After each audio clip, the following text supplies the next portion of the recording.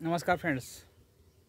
आज म्हणलं संडे आहे आणि एक छोटासा ब्लॉग बनवावा म्हणलं. आज कसं आहे, थोडं गणेश चतुर्थी वगैरे असल्यामुळं म्हणलं थोडा चला एखादा एक ब्लॉग बनवावा आपण.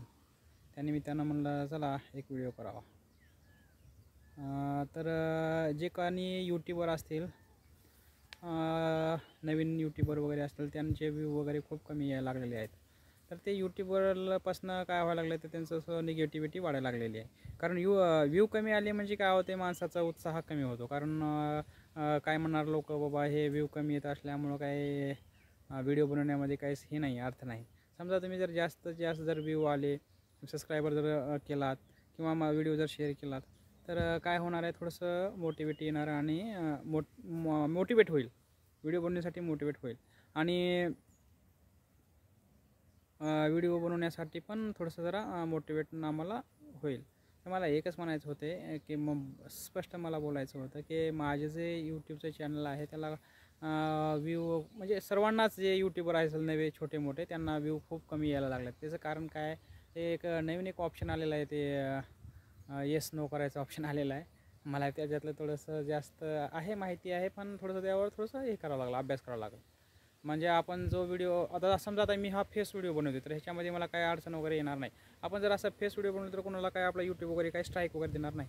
त्यामुळं मला काय म्हणायचं होतं, जे काही आपल्याकडे कला आहे किंवा जे काही आपल्याकडं आपल्याला देता येते, म्हणजे आपल्या फॅमिलीला, यूट्यूब फॅमिलीला जे काही तुमच्याकडे कला आहे किंवा काही कुठली माहिती वगैरे आहे महत्त्वाची, ते तुम्ही यूट्यूबला वगैरे तुम्ही शेअर करू शकता.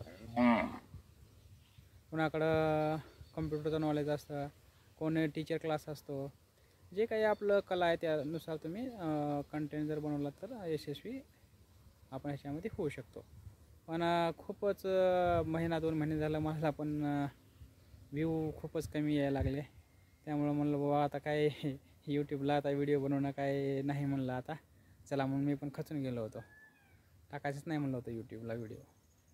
तर एका मित्राने म्हणलं, अरे बाबा म्हणलं, मला तर खूप दिवसापासून मी मेहनत केली आणि माझं हे चांगलं आहे. तर यूट्यूब हे असं क्षेत्र आहे फ्रेंड्स, की तुम्ही तिथं सातत्य ठेवलात तर तुम्ही कुठल्याही व्यवसाय तुम्ही जर करायचा असेल तर त्याच्यामध्ये सातत्य ठेवणं गरजेचं आहे.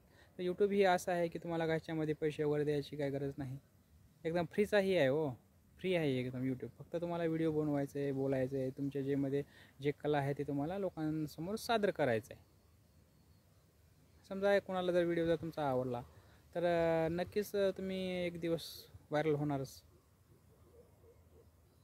तर ज्यांचं कोणी असं चॅनल जर मोनोटाईज झालं नसेल तर त्यांनी एका वर्षामध्ये 4000 वॉच टाईम करायचा आहे.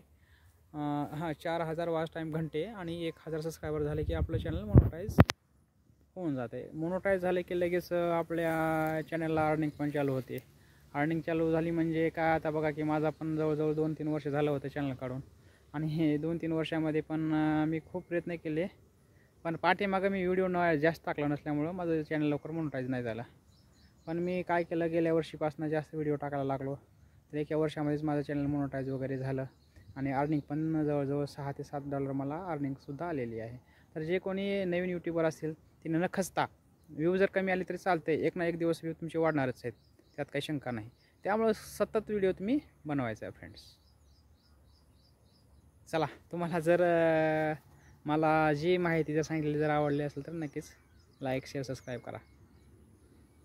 चला, थँक्यू आणि थँक्यू. जय हिंद, जय भारत.